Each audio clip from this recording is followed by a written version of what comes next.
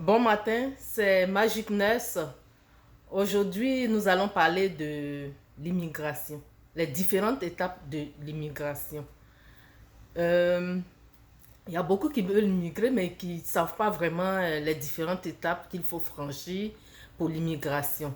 Et donc aujourd'hui, je vais me charger de vous nommer donc les différentes étapes, les décrire pour que vous puissiez donc être outillés dans votre démarche pour l'immigration.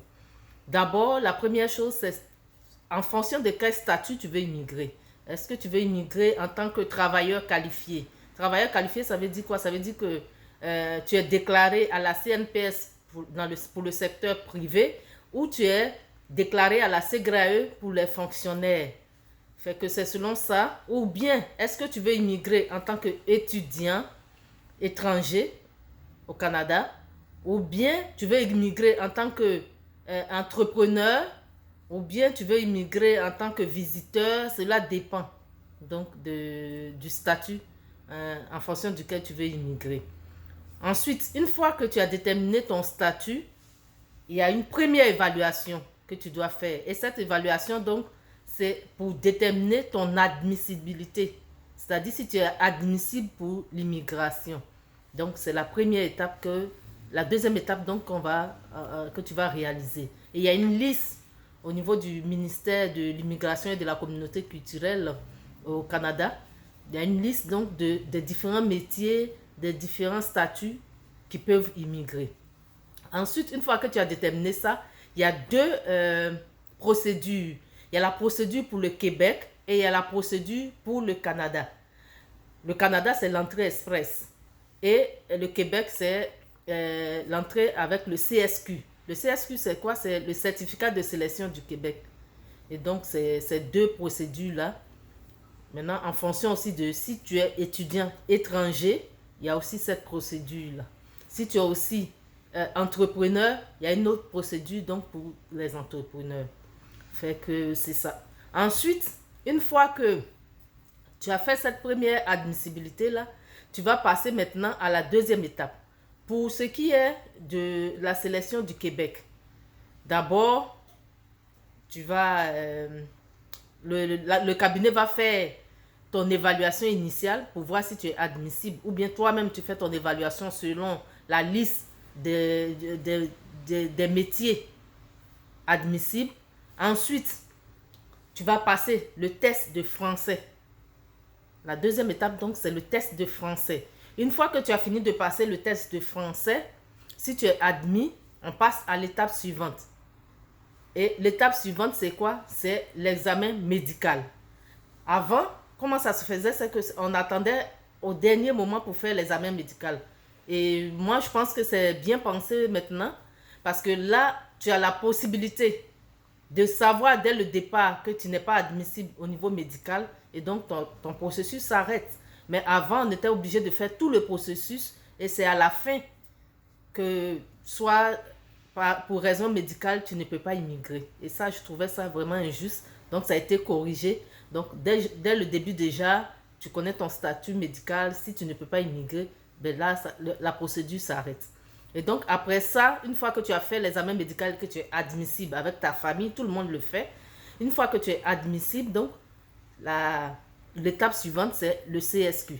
Le CSQ, c'est le certificat de sélection du Québec. C'est-à-dire que c'est le Québec qui te sélectionne. Tu vas venir donc au Québec. Et donc, une fois que le Québec t'a sélectionné, soit tu peux passer en entrevue ou bien on te sélectionne directement, mais c'est rare.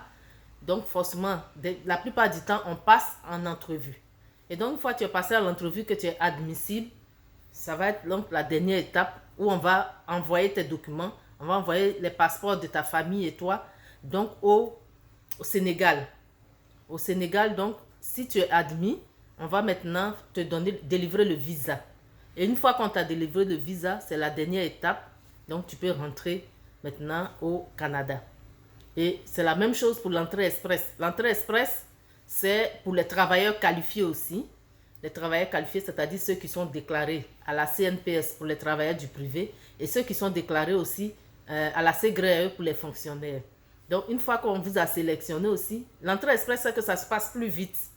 Ça se passe plus vite, mais c'est plus sélectif aussi. c'est plus sélectif. Pour ceux qui veulent immigrer naturellement, sans passer par l'entrée express c'est surtout au niveau anglophone. Mais pour le Québec, c'est surtout pour le Québec. Mais vous pouvez aller aussi dans d'autres... c'est pas parce que tu as postulé pour le Québec que tu peux plus aller dans les autres provinces. Tu peux aller partout. Donc, une fois que tu as fait ça, une fois que vous avez fini de faire ces procédures-là, vous rentrez au Canada. Et une fois que tu es rentré au Canada, je vais faire encore une autre vidéo pour t'expliquer un peu les différentes étapes avant ton arrivée. Qu'est-ce que tu dois faire? Et donc, c'était les différentes étapes que je voulais citer. Donc. Et il faut dire qu'à chaque étape, c'est là que tu as une certaine somme à débourser. Selon le cabinet ou si c'est toi-même qui le fais, il y a une certaine somme à débourser. Et il faut dire qu'il y a une somme fixe pour l'immigration.